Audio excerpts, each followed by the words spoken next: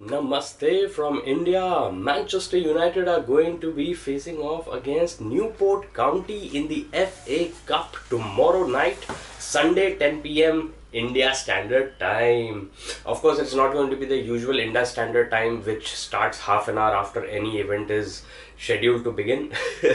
Jokes apart, there is no competitive history between Manchester United and Newport County, but there is actually history of one match which was crucial for the earlier avatar of Newport County to survive, and that was a sort of a charity match, sort of a spectacle exhibition match, for which let me be clear about my facts here. It was Tommy Docherty was the manager for Manchester United at that time in the 1970s. But that one match, which actually Newport County won 1-0, that apart, there has been no meeting ever between Manchester United, the Red Devils, and Newport County, the Exiles as they are called, because sometimes they have had to play within England also, and they are a Welsh side, of course, which brings me to Wrexham. Now Newport County just beat Wrexham in their previous match 1-0, and that was kind of a shock defeat for Wrexham, who are actually gunning for the top table of League 2, in which they play after their very dramatic rise from the lower division.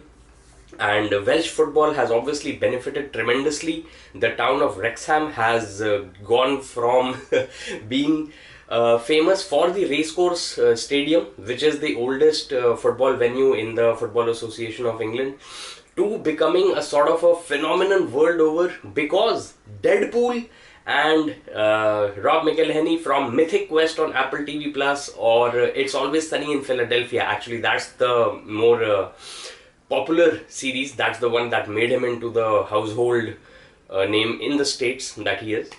But these two celebrities took over Wrexham Club, and Welcome to Wrexham is 2-season documentary which is available on Disney Plus Hotstar in India and FX elsewhere. You should check it out. It's got some, in the first season it's got pretty nice jokes and hilarious setups, but in the second season they tackle very pertinent, very real life problems, not just showing us how people deal with the problems that they face, but also coming up with some actual solutions to those problems for those people. It's not like a spoiler thing, but I will just say that there are some very pensive moments, and when you watch season 2 of Welcome to Wrexham, just don't expect the same joyride that it was in season 1. Okay.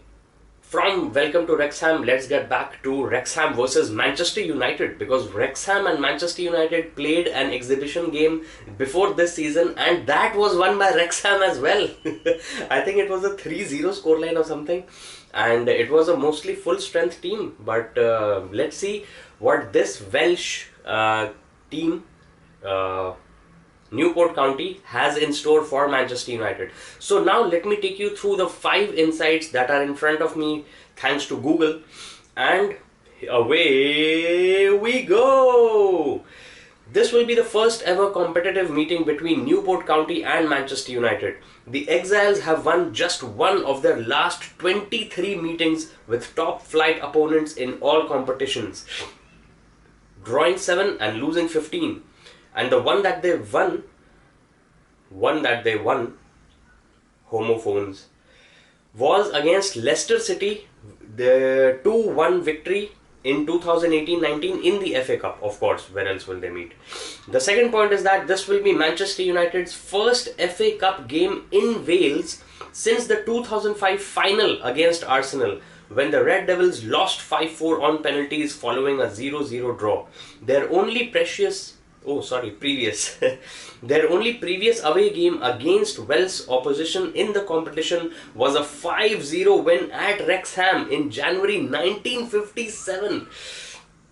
I think that was the one which caused the record attendance in Racecourse Stadium, the home ground of the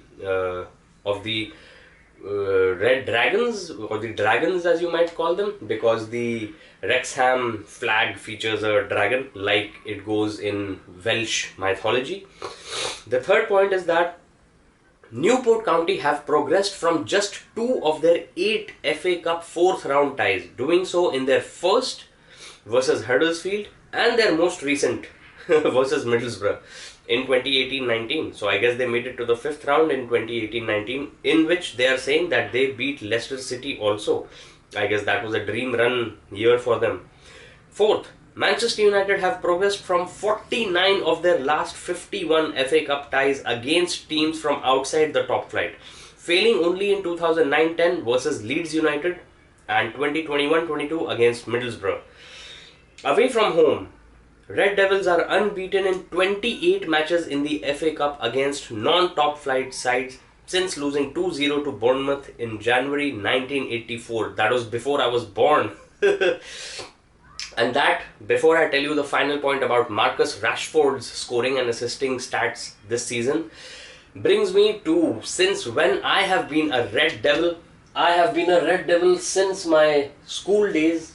Here is my school, the Lawrence School, Sanar.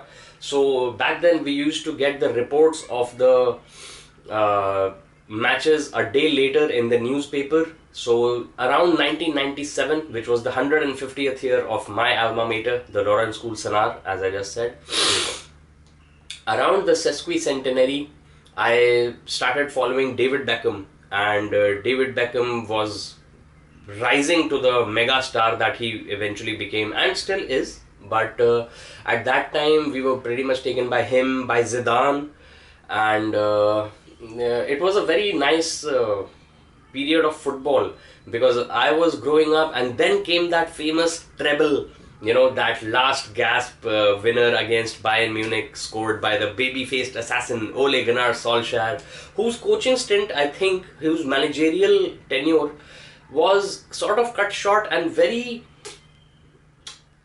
you know, turbulent. So I think he could have done a better job, but who knows? The past is history, the future is a mystery. With that said, let's move on to the fifth and final point about this fixture, which is not really about either of the teams, but about Marcus Rashford, who has either scored 2 goals or assisted 2 goals in each of his last 4 appearances for Manchester United across competitions. And now, this is beginning to feel like a bit of an uptick in his form, because he has been sort of listless on the left side of the front trident attack that Erik ten Hag prefers, and Højlund has been misfiring. But in that game against Tottenham, they scored, we scored, we scored, they scored. It ended up as a 2-2 draw. It should have been a win, but then again, you know, life and sports are unpredictable. So with that, let me try and predict tomorrow's result. I think it should be a 3-0 or 3-1 victory for Manchester United. Because of our leaky defense, I will say that it might even be a 3-2 narrow victory. But I'm expecting at least 2 to 3 goals. Share your thoughts in the comments, and I will give a huge shout out to Hitman N.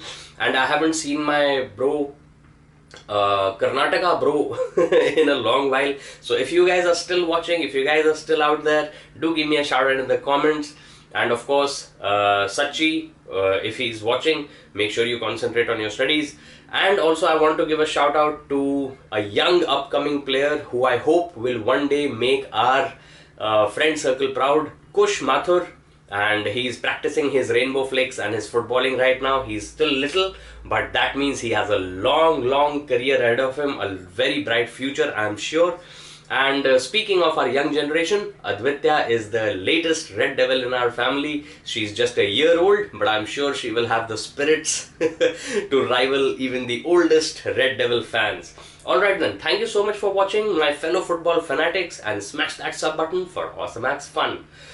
I guess I will see you. I will try to live stream the match at 10 o'clock, like I said, tomorrow night. If not, I will at least share the highlights as I usually do. Do check them out as shorts and in my long form videos. Thank you so much once again for watching. Namaste, take care and stay safe. Have a great weekend.